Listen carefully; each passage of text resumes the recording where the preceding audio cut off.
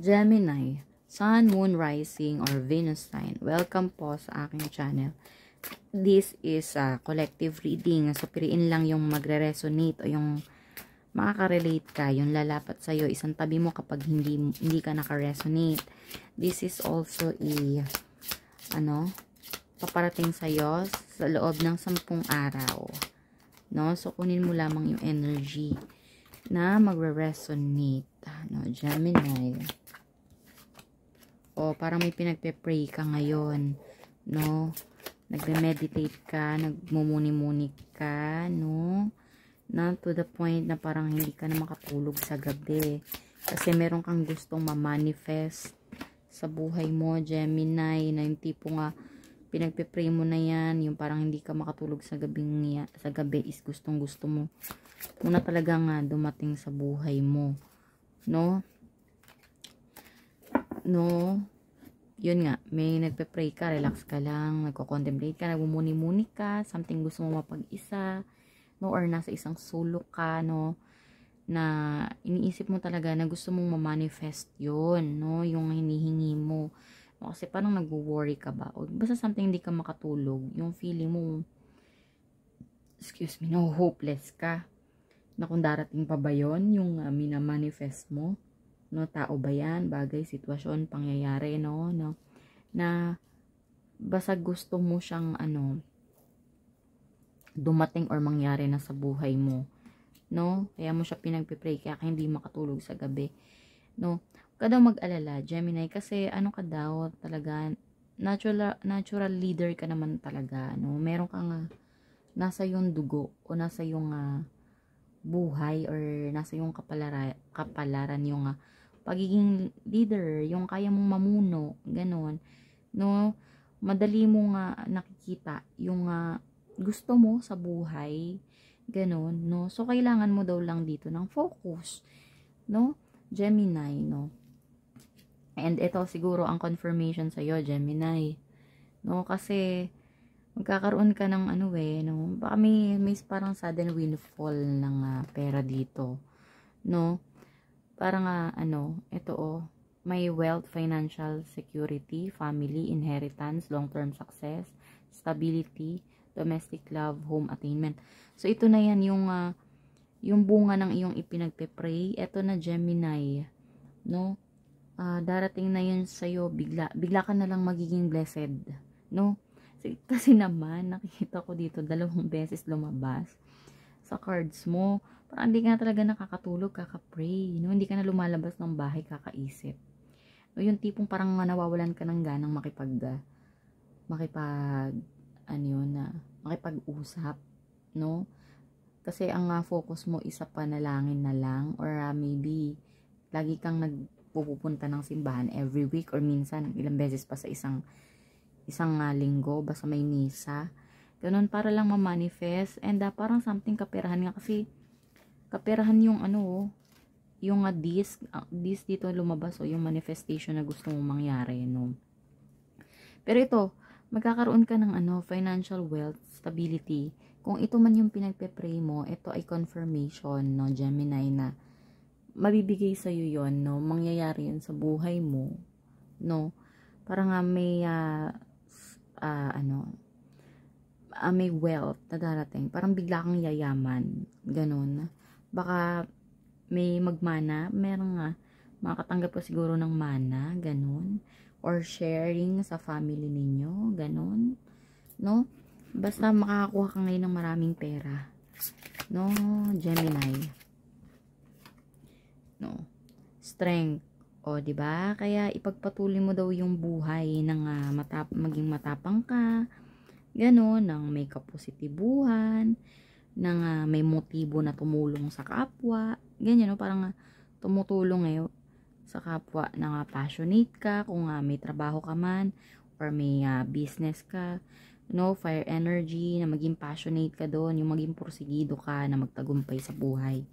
No? Kasi ma-attract mo yun. Kapag positibo ka sa buhay, yun din yung ma-attract mo. No? O, diba, merong celebration na mangyayari, Gemini, no? Siguro dahil may makukuha kang pera, malaking pera, no? Magse-celebrate ka kasama yung family mo, yung friends mo, no? Nakikita mo ba yan? Ayan, no, magse-celebrate kayo. Meron kayong celebration na mangyayari, no? Gemini, no? Sa bagay, ikaw naman kasi, Gemini is everywhere ka din, wanderer ka, yung pwede kang makita dito, basta kahit saang grupo, pwede kang makita, Gemini, no? Marunong kang makisama, Gemini. Excuse me. Gemini, balik tayo sa'yo, kinabahan ako, Diyos ko. Akala ko, hindi ko na-set up yung parang nalapel. Madaling araw na dito, Gemini, nagtsatsaga ako. Char. Teka lang ha. Okay na siguro to. Sorry ha. So yun na, magkakaroon ka ng celebration dahil nga naman makuha mo sa makakamit mo, Gemini. No? So wag ka na mag-alala kasi kung financial itong iniisip mo tungkol sa kaperahan, tungkol sa trabaho, ganyan. No, basta makakuha ka ng malaking pera dito, Gemini. No, na to the point na kaya mong tumulong. Kaya tinan mo tumutulong ka sa hayop. No? And kaya mo nga makapag-party, no? Ikaw ang mag-shoulder ng party. So, congratulations sa'yo, no, Gemini. Pwede magkaroon ka na ng trabaho, ma-promote ka agad. No? Or pwede merong tutulong sa'yo na may mayaman kang kamag-anak, no? Na bibigay sa'yo ng malaking pera, ganun, no? Or may inheritance ka, no? Yun, something na may mana ka na makukuha. Yun, Gemini. So, katayin na nga paalalang mensahe sa'yo. No. Infinite creativity. At any moment, I am able to tap into an infinite source of energy and creativity within me. Unique ideas flow through, each one capable of blossoming into beautiful creation. So, ikaw daw, Gemini, ay merong walang hanggang creativity. No, yung pagiging malikhain, no, wala daw limit yung pagiging iyong pagiging malikhain, no.